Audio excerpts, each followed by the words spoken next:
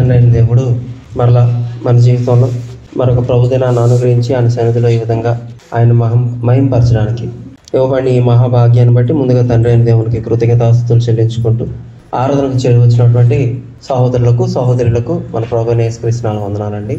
కొద్దిసేపు దేవుని యొక్క వాక్యాన్ని మనం ధ్యానించుకుందాం. యేసు ప్రభు వారు ఆయన శరీరధారిగా ఈ భూమి మీద ఉండేటప్పుడు అనేకమైన కార్యాలు చేశారు. ఆయన చేసిన కార్యాల్లోనే కొన్ని మాత్రమే మనకు గ్రంథస్థం చేయబడ్డాయి, అంటే బైబిల్ రాయబడ్డాయి.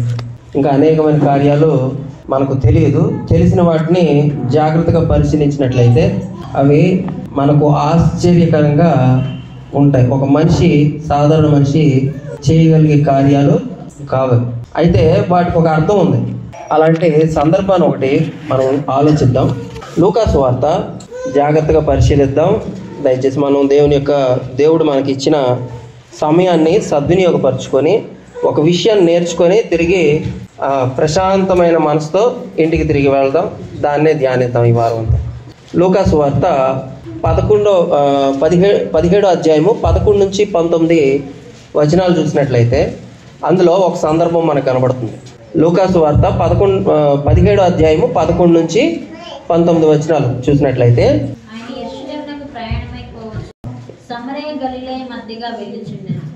ఇక్కడ ఆయన యెరూషలేమునకు ప్రయాణమై పోవచ్చు సమరయ గలిలయ మధ్యగా వెళ్ళుచుండెను.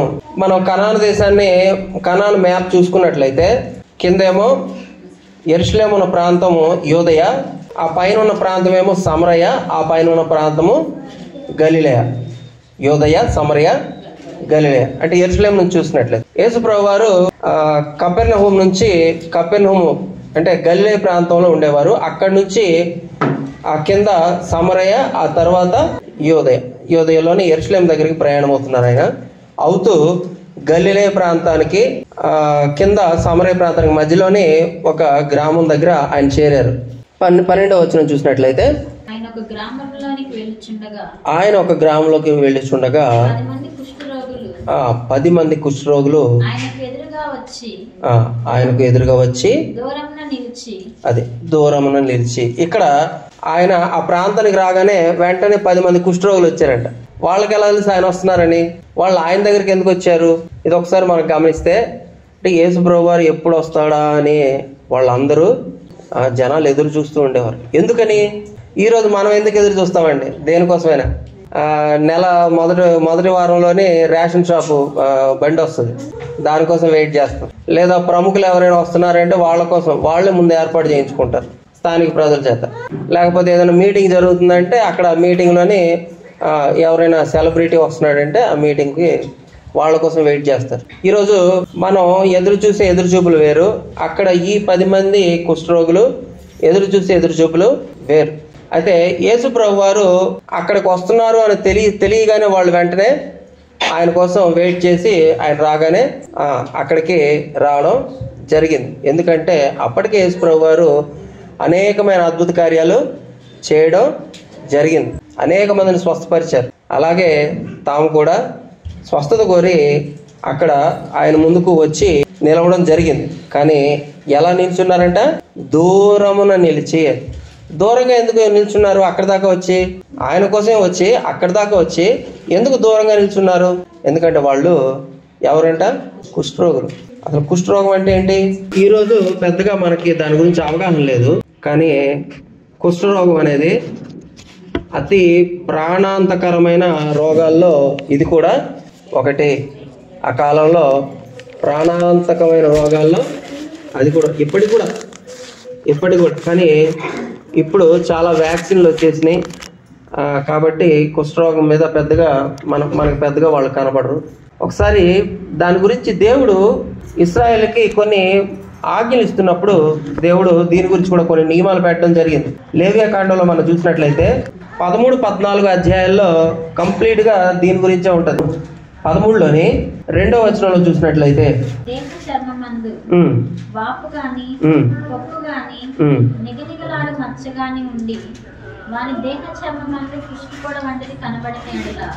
కుష్టి పొడ వంటిది కనబడిన ఎడల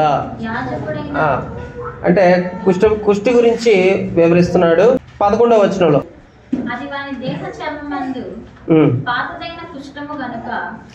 ఇక్కడ కుష్ఠం గురించి అంటే కొన్ని వచనాలు చూసినట్లయితే స్పెసిఫిక్ గా దీని గురించి రాయించడం జరిగింది. కుష్ఠలో రకాలు ఉన్నాయన్నమాట. దీన్ని బట్టి మనకు అర్థం అవుతుంది.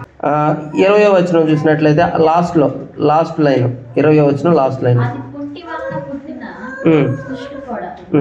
25వ వచనంలో లాస్ట్ వచనం అది వాత వలన పుట్టిన కుష్ఠము అని ఉంది. అంటే ఇలాంటి వచనాలన్నీ చూసినప్పుడు ఈ ఒక అధ్యాయాన్నే ఈ రోగానికి ఒక విరుగుడు గురించి ఆయన రాయడం జరుగుతుంది. 14వ అధ్యాయము 2వ వచనం.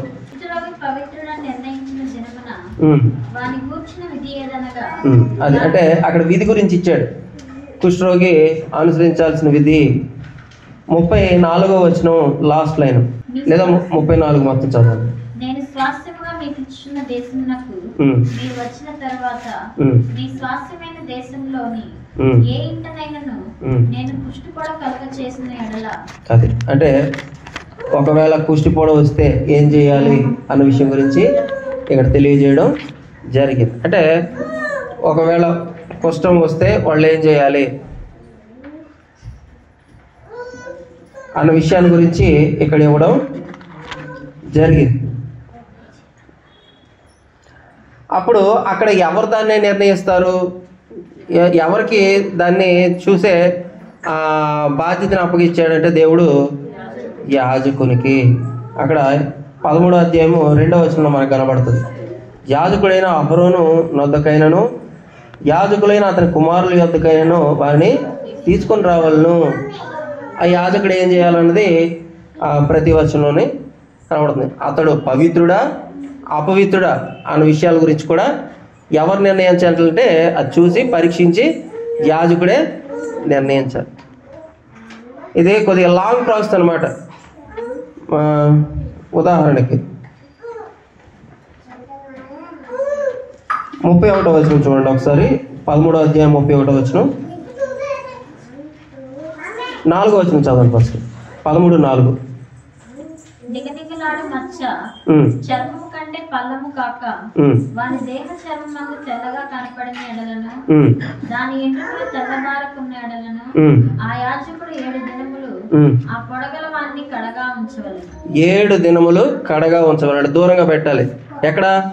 జనాల్లో ఉండకూడదు. తన కుటుంబ సభ్యులతో కలిసి ఉండకూడదు. ఎక్కడ ఉండాలి? పాలెం వెలుపల, ఊరవతల సపరేట్గా ఒక గుడారం వేసుకుని అక్కడెక్కడ ఉండాలి.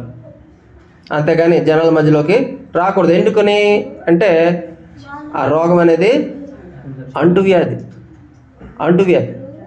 మన కరోనా దగ్గర చూసాం. మనం కరోనా విషయంలో మనిషికి డిస్టెన్స్. ఒక కరోనా వచ్చిన వ్యక్తి అయితే అవతలకు పారిపోవడమే. ఇది కూడా అలాంటి. దీనికంటే కొద్దిగా ప్రమాదకరమైనది ఇంకొక వ్యాధి ఉంది, టీబీ, క్షయ. అదే అంటే ఇది కుష్ఠరోగి అతన్ని ముట్టుకుంటే అతని వస్త్రాలు ఏమైనా మనం పట్టుకుంటే ఆ బ్యాక్టీరియా మనకు కూడా వ్యాపించి మనకు కూడా ఆ రోగం వచ్చే అవకాశం ఉంది. టీబీ ఎలా అంటే అతను విడిచిపెట్టిన శ్వాస ద్వారా మనకు వచ్చే అవకాశం. టీబీ అనేది లంగ్ ఇన్ఫెక్షన్ అనమాట. శ్వాసకోశ వ్యాధులకు సంబంధించింది. అది ఊపిరితిత్తులకు వస్తుంది. ఇలా కొన్ని రోగాలు ఉన్నాయి ప్రమాదకరమైనవి. అప్పుడు ఆ వ్యక్తిని దూరంగా పెట్టాలి. మన సొంత వ్యక్తి అయినా సరే, కుటుంబ సభ్యుడైనా సరే అతన్ని దూరంగా పెట్టాల్సిన పరిస్థితి.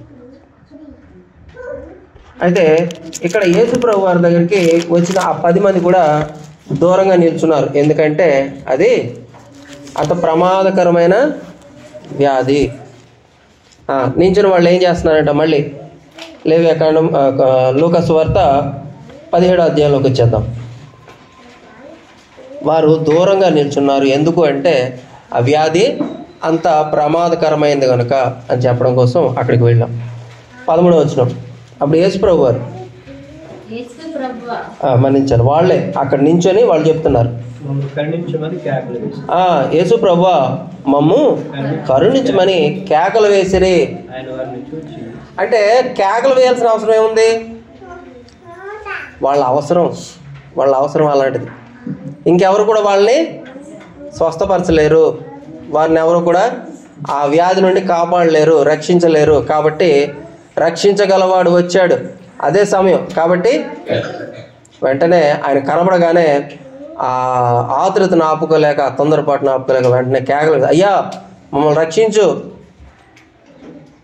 అప్పుడు ఎదుటి వ్యక్తికి ఏమర్థం అవుతుంది? ఒక్కోసారి మనం చూస్తూనే ఉంటాం, కొందరు మంత్రి కానీ ముఖ్యమంత్రి కానీ వెళ్తుంటే ఆ కాన్వాయ్ని ఆపేసి అరుస్తూ ఉంటారు. ఎందుకంటే వాళ్ళని మళ్ళీ వాళ్ళు అతన్ని కలిసే అవకాశం ఉండదు కాబట్టి వెంటనే కేకలు వేసి వెంటనే అరుస్తూ ఉంటారు. వెంటనే సెక్యూరిటీ ఆపేస్తారు. అప్పుడు వెంటనే ఆయన ఎవరో దిగి వెంటనే ఏంటి విషయం ఏంటి చెప్పండి అని తొందరగా కనుక్కొని వాళ్ళ దగ్గర దానికి సంబంధించిన దరఖాస్తులు తీసుకున్నాం. అంటే వాళ్ళకున్న అవసరత ఎంతటిది అన్నది తెలియడం కోసం వాళ్ళు వెంటనే కేకలు వేశారు. ఏమని? మమ్మల్ని రక్షించు, కరుణించు. 14 యేసు ప్రభు వారు వెంటనే వాళ్ళు చూసారు కేకలు వేస్తున్నారు. ఆ 10 మంది కుష్ఠరోగులు చూసి ఏమన్నారు? వెంటనే వెళ్ళి యాజకుని కనపరుచుకోండి అంటున్నారు.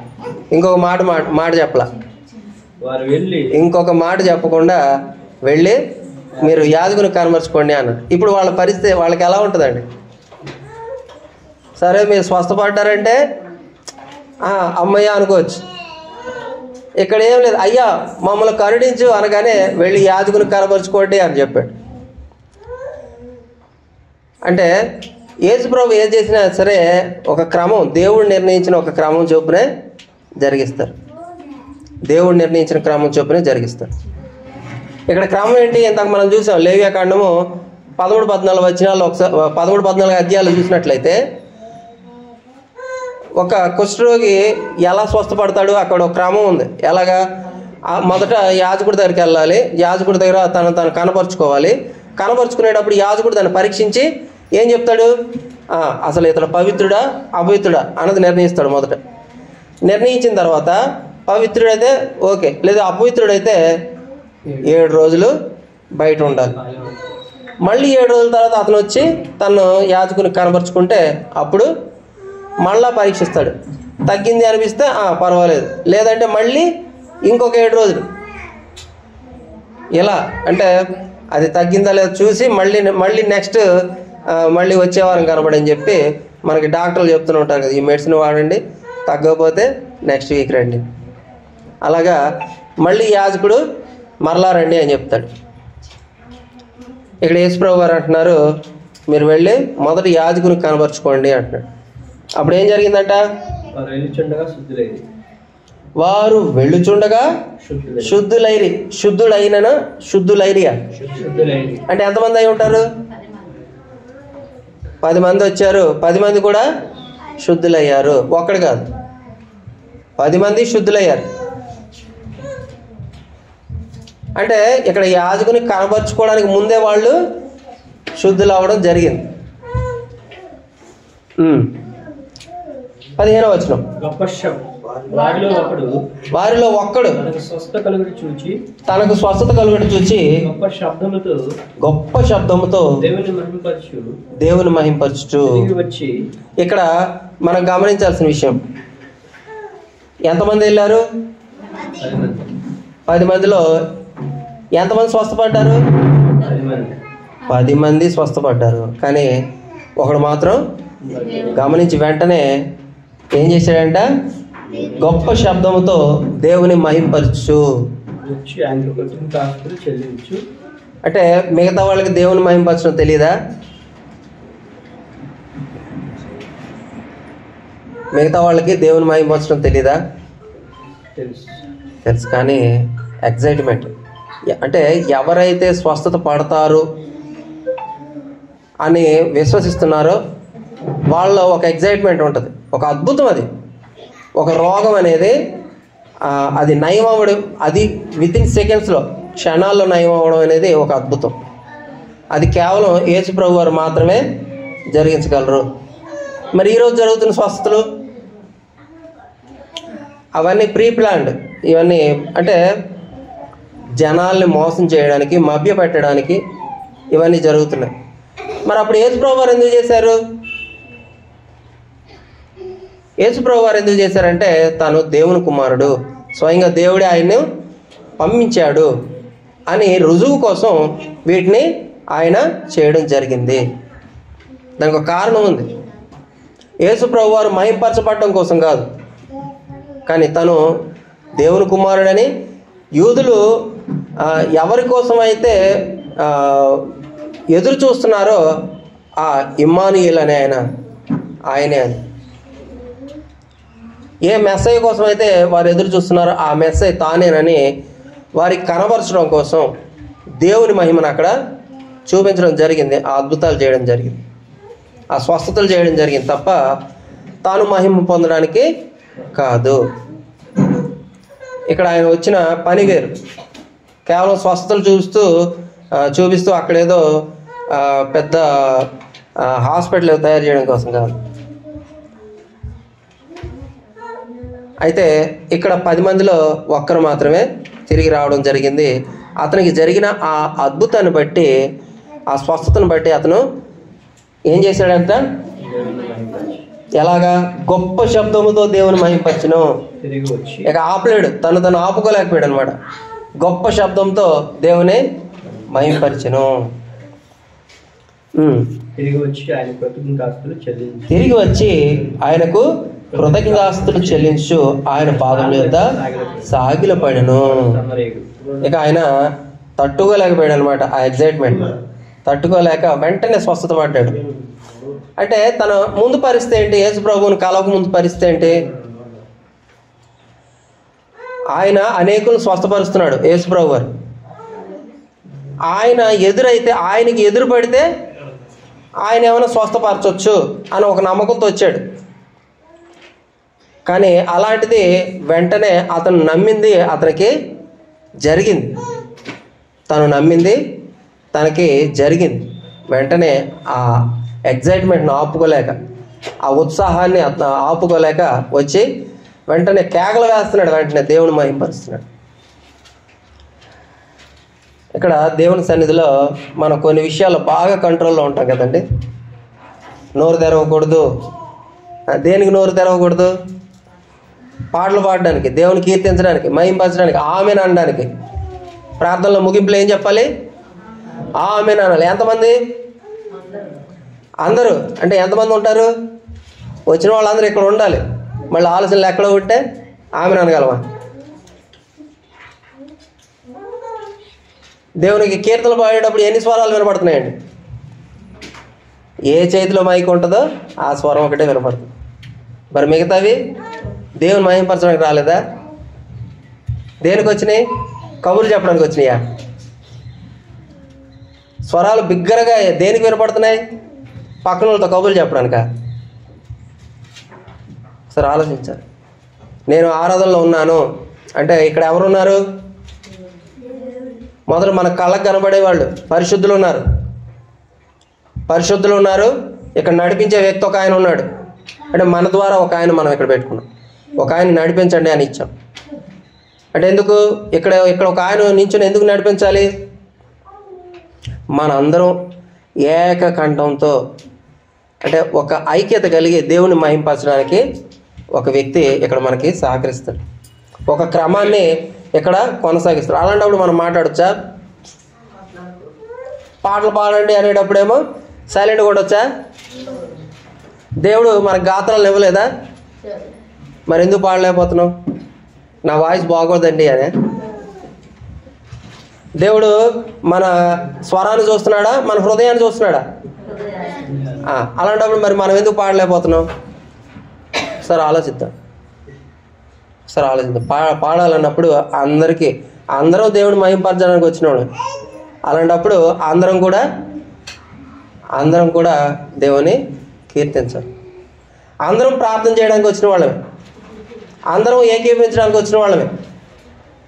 కాబట్టి అందరం కూడా ఆమెన్ అనాలి. ఆమెన్ అనే పదానికి అర్థం ఏంటి? అలాగ జరుగునుగాక. అది అందరికీ తెలుసు. తెలియని వాళ్ళు ఎవరైనా ఉన్నారా? తెలియకపోతే తెలుసుకోండి. ఆమెన్ అనే పదానికి అలాగ జరుగునుగాక అంటే నేను కూడా ఏకీభవిస్తున్నాను అని అర్థం. ప్రార్థన జరగగానే అంటే అందరం కలిసి ఇక్కడ ఒక ఆయన ప్రార్థన చేస్తున్నప్పుడు మనం మళ్ళీ ఇంకో ప్రార్థన, వేరే ప్రార్థన చేసుకోకూడదండి. అక్కడ ఉండి వ్యక్తిగత ప్రార్థన చేయడానికి ఆరాధనకు రావట్లా. అందరము కలిసి ఇక్కడ ప్రార్థన చేస్తున్నాము. విజ్ఞాపనలు ముందుగానే ఇక్కడ కొన్ని తెలియపరచబడుతున్నాయి, అనారోగ్య సమస్యలు కానీ ప్రార్థన అవసరాలన్నీ. దాని గురించి ప్రార్థన చేస్తున్నప్పుడు అందరం కూడా ఆమేన్, అవును తండ్రి అతను స్వస్థపరచాలని మేము కూడా కోరుకుంటున్నాము అని అర్థం. ఆ ప్రార్థన నేను కూడా ఏకీపిస్తున్నాను అని అర్థం. అందరూ కూడా గట్టిగా ఆమేన్ అని చెప్పాలి. అంతేగాని మనకి తోచిన ప్రార్థనలు మనం ఇక్కడ చేసుకోవడానికి కాదు, మన సంఘం ద్వారా దేవుణ్ణి మహిమపరుస్తున్నాం. కాబట్టి ఆ విషయాన్ని మనం జాగ్రత్తగా గుర్తించి గమనిద్దాం. ఇక్కడ మనం కంట్రోల్ ఎక్కడ చేసుకోవాలో అది మనకు అర్థం కావాలి. ఇక్కడ ఆ వ్యక్తి గొప్ప శబ్దంతో దేవుణ్ణి మహింపరిచాడు. దేవుని మహింపరచడానికి వచ్చినప్పుడు సిగ్గుపడకూడదు. ఆ వ్యక్తి సిగ్గుపడట్లేదు. ఎందుకని? తను పొందిన స్వస్థత అలాంటిది, ఎవ్వరూ కలగజేయలేనిది, ఎవరికి అర్థం కాదు. అది ఎవరైతే దాన్ని అనుభవిస్తారో వారికే అది అర్థం. దేవుని రక్షణని ఎవరు నిర్లక్ష్యం చేస్తారంటే, ఆ రక్షణ యొక్క విలువ తెలియని వాళ్ళు దేవుని రక్షణని నిర్లక్ష్యం చేస్తారు. ఆరాధన ఎవరు నిర్లక్ష్యం చేస్తారు? దాని విలువ తెలియని వాళ్ళు. ఆరాధనలో ఎవరెవరు ఉంటున్నారు? సమయానికి, పలానా సమయానికి ఆరాధన అని సంఘం ద్వారా నిర్ణయించబడినప్పుడు అక్కడ మొట్టమొదట యెహోవా దేవుని యొక్క ప్రత్యక్షత ఉంటుంది. యేసు ప్రభు మనతో పాటు ఉంటాడు. ఆయన శరీర రక్తాలను మనం పంచుకుంటున్నాం. పరిశుద్ధాత్మ సహాయం అనేది మనకు ఉంటుంది, ఆయన మనతో ఉంటున్నాడు. వీళ్ళు ముగ్గురు ఉంటున్నప్పుడు మనం దేవుని సన్నిధిలో ఎలా ఉండాలి, ఎలా ప్రార్థించాలి? నిర్లక్ష్యంగానా? ఫోన్లు మాట్లాడుతున్నా, కబుర్లు చెప్పుకుంటున్నా, నిద్రపోతున్నా? ఒకసారి ఆలోచించాలి.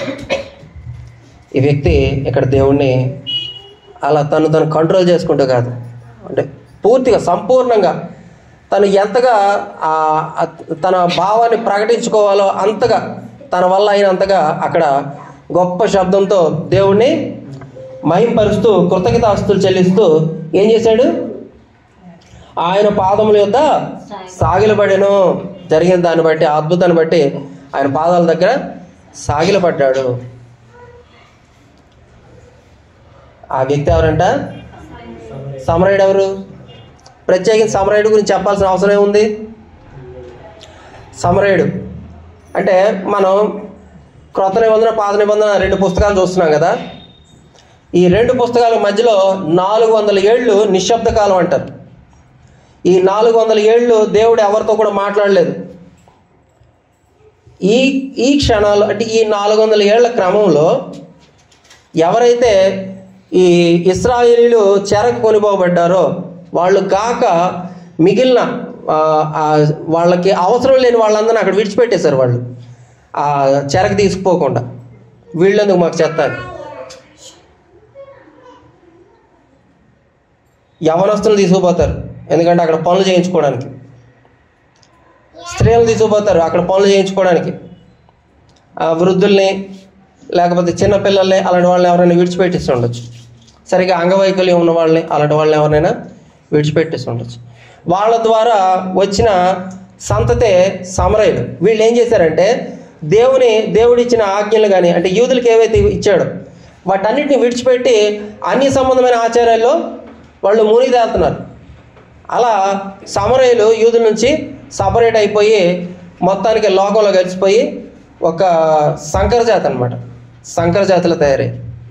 ఒక వేరే అన్యుల క్రైస్తవులు ఉంటారు కానీ వాళ్ళు క్రైస్తవులు కాదు. సర్టిఫికేట్ ఉంటుంది కానీ వాళ్ళు దేవుని ప్రజలు కాదు. దేవుడు అంటే తెలియదు, యెహోవా అంటే తెలియదు, యేసు ప్రభు అంటే ఎవరో తెలియదు, పరిశుద్ధాత్మ అంటే ఎవరో తెలియదు, ఆరాధన అంటే ఏంటి తెలియదు, ఏమీ తెలియదు. ఇలాంటి వారు అనమాట అప్పట్లో కూడా ఉన్నారు. వాళ్ళే సమరయులు. అందుకే వాళ్ళంటే ఒక చిన్న చూపు యూదులకి. ఎందుకంటే వీళ్ళకి దేవుడే లేడు. వాళ్ళు దేవుడు మహింపరచడానికి యెరూషలేముకి రారు. వారు యూదులు ఆచరించే ఆచారాలు వారు ఆచరించరు. కాబట్టి సమరయుల్ని ఒక వెలివేసిన వారిగా చూస్తారు. కాబట్టి సమరయులు అంటే ఒక చిన్న చూపు. ఒకసారి ఒక సందర్భం వస్తుంది. ఏంటంటే యేసుప్రభు వారు సమరయ ప్రాంతంలోకి వెళ్ళి యాకోబు బావి అని ఉంది ఒక బావి. ఆ బావి వద్ద ఒక స్త్రీతో మాట్లాడతారు. అప్పుడు ఆమె అంటది, అయ్యా నువ్వు నాకు దాహం నాకు నీళ్ళు ఇమ్మంటున్నావు, నువ్వేమో నీ వస్త్రదాన్ని బట్టి నువ్వేమో యూదుల్లాగా ఉన్నావు, మేమిస్తే తీసుకుంటావా అని అడిగింది. యూదులు ఎవరితో పడితే వాళ్ళతో కలిసి భోజనం చేయరు, ఎవరు పడితే వాళ్ళ ఇంటి దగ్గర ఇలా పానం పుచ్చుకోరు. అంటే సమరయులు అంటే అంత చిన్న చూపు అనమాట, అంత వ్యత్యాసం వచ్చేసింది. అలాంటి సమరయుడు ఇక్కడ 10 మంది స్వస్థపడితే ఆ 10 మందిలోంచి వచ్చిన ఒక్క సమరయుడు దేవుని మహింపరిచాడు.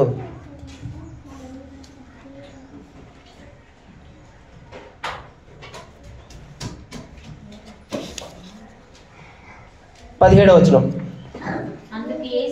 యేసుప్రభు వారు చెప్తున్నారు, 10 మంది శుద్ధులయ్యారు కదా,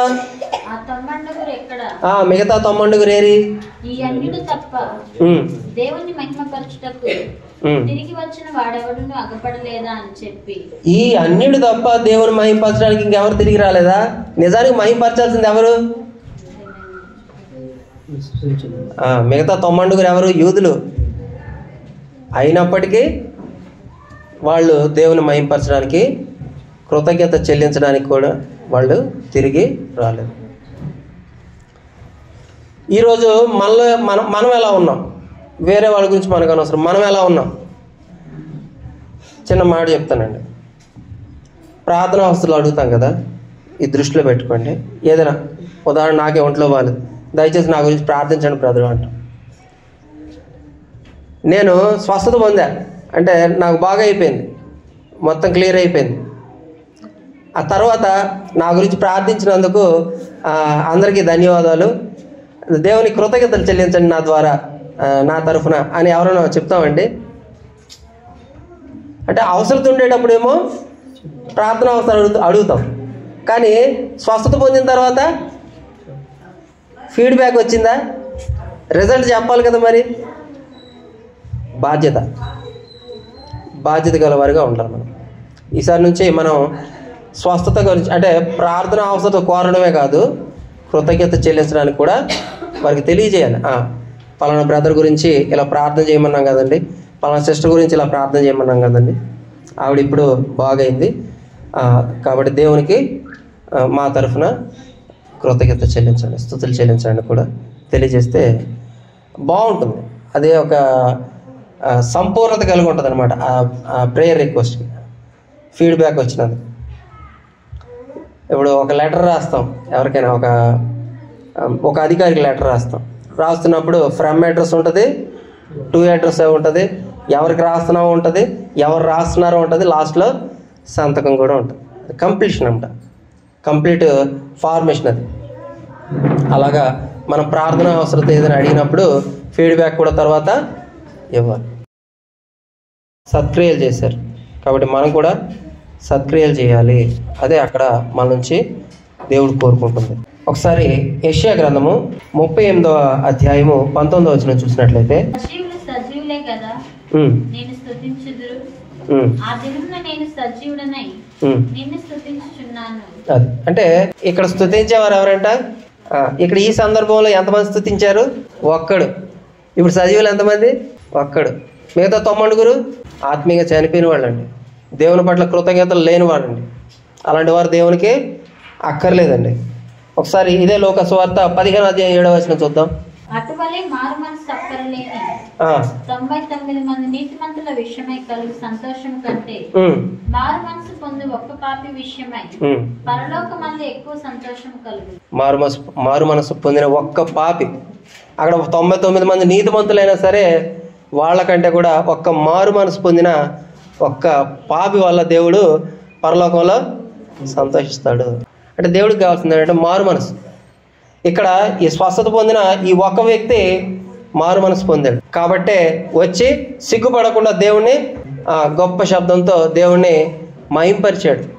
యేసు ప్రభు ఎదుట సాగిలపడ్డాడు. కాబట్టి మనము ఆ తొమ్మండుగురిలాగా కాకుండా దేవునికి కృతజ్ఞత చెల్లించే ఆ ఒక్కడిగా, దేవుని సన్నిధికి వచ్చేవాడిగా, దేవుని యొక్క కృపకు పాత్రుడిగా మనం ఉండాలనేదే ఇక్కడ ఈ సందర్భం యొక్క ఆంతర్యం. స్వస్థపరచడానికి ఆయన సిద్ధంగా ఉన్నాడు, కానీ స్వస్థత పొందడానికి మనం అంత విశ్వాసం కలిగి ఉన్నామా అనేదే ప్రశ్న. కాబట్టి ప్రతి ఒక్కరు కూడా ఈ విషయాన్ని బట్టి జాగ్రత్త కలిగి ఆ కుష్ఠరోగం వచ్చే ఒక వ్యక్తిలాగా ఎక్కడో దూరంగా ఉండకుండా దేవునికి ప్రార్థన చేసే విషయంలో దేవునికి దగ్గరగా ఉండాలండి. సాతాను మనం శోధిస్తూ ఉంటాడు, నువ్వు పాపం చేసావు కదా పలానా విషయంలో దేవుడు నీ ప్రార్థన ఆలకిస్తాడా అంటాడు. కానీ అవన్నీ పట్టించుకోకుండా ఎటువంటి తప్పు జరిగినా పొరపాటు జరిగినా దేవుని ముందు ఒప్పుకోవాలండి. దేవుని ముందే ఒప్పుకోవడం. ఆయన మనకు తండ్రి తన కుమారుని శిక్షిస్తాడా? క్షమిస్తాడు. శిక్షణ కలగజేస్తాడు, కానీ శిక్షించడం కోసం కాదండి ఆయన మనల్ని పుట్టించింది. నరకం మన కోసం కాదు, అదే సాతానికి వాని దూతల కొరకు. దేవుడు ఏం కోరుకుంటున్నాడంటే మనం అందరం కూడా ఆయన సన్నిధిలో ఉండాలి, క్రీస్తులాగా పరిపూర్ణ సంపాదించిన వారమై ఉండాలి. ఆయనకి ఎంతమంది దూతలు ఉన్నారండి? దేవదూతలు. అయినప్పటికీ కూడా దేవుడికి సంతృప్తి లేదు. ఎవరు కావాలి? దేవుడికి ఎవరు కావాలి? మనం కావాలి. ఇలాంటి ఈ స్వస్థత పొందిన ఈ ఒక్కరి వంటి వారు కావాలి. దేవుడు ఏ ఒక్కరికో ఇద్దరికో ఆయన కృపను దయచేయట్లేదు, ప్రతి ఒక్కరికి దయచేస్తున్నాడు. అది గమనించిన వారు మాత్రమే ఆయనకు కృతజ్ఞతలు చెల్లిస్తారు. ఈ విషయాన్ని గమనించి ప్రతి ఒక్కరూ కూడా మన విశ్వాసాన్ని కనపరచుటకు ప్రయత్నించాలని నన్ను నేను హెచ్చరించుకుంటూ మీకు కూడా తెలియజేస్తూ ఇప్పటివరకు ఓపికతో వాక్యాన్ని విన్న మీ అందరికీ మన ప్రభువైన యేసుక్రీస్తు నామములో వందనాలండి.